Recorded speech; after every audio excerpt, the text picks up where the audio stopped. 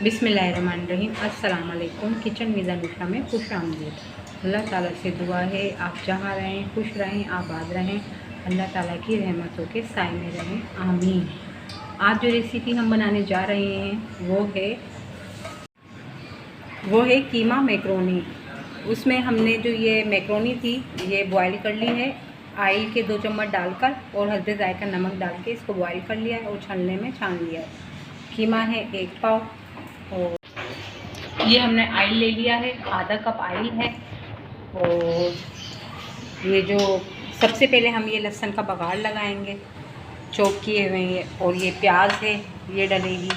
फिर इसके बाद कीमा शामिल कर दिया जाएगा। फिर ये लहसुन अदरक 1.5 चम्मच है, मैक्रोनी का मसाला है ये 1.5 चम्मच है, कुटी हुई मिर्ची है और टमाटर है ये, और शिमला मिर्च है 1 अदद, और हरा धनिया हरी मिर्च है, और ये टमाटो केचप जो है ये हम 1 प्याली शामिल करेंगे। ये जो सॉसेस हैं इसमें हम ये 1 चम्मच ये सिरका शामिल करेंगे, चिली सॉस 4 चम्मच डालेंगे, सोया सॉस 2 चम्मच, और ये लहसुन जो है लाइट सा हल्का सा सुनहरा हो गया है, प्याज फ्राई कर लेंगे।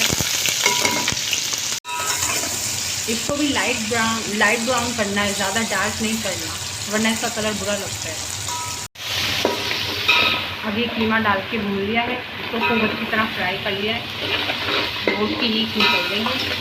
अब ये लहसुन अदरक का पेस्ट शामिल करेंगे इसमें, थोड़ा सा इसको भी भूनेंगे, इसके साथ शामिल कर देंगे इसमें।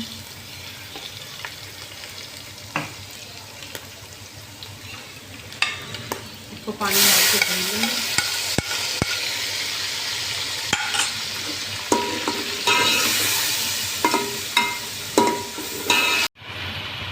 ये टमाटर डालकर इसको अच्छी तरह से भून लेंगे।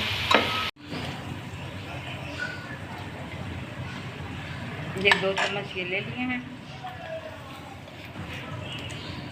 सोया सॉस के,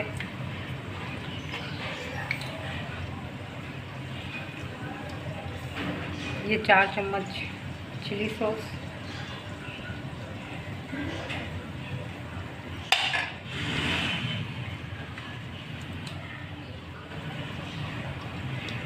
और 1 चम्मच ये सिरका।